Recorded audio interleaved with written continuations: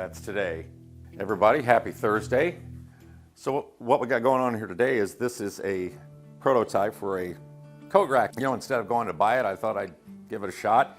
It was a experiment with half-lap joinery. This was my original SketchUp drawing, and you do that, it is a benefit to have something done in the 3D world because you don't mess it up in the real world and waste a bunch of materials. So this was my practice pieces, trying to cut dados on an angle, and it involves using these somewhat ominous looking objects, using that wonderful piece of equipment, sliding miter, table saw-ish thing, doing the entire thing in metric. Forcing myself to learn how to do this. And honestly, it does make more sense, but it's foreign. Ha! Foreign, he said. Most of the world uses it. Wish me luck. Stay tuned.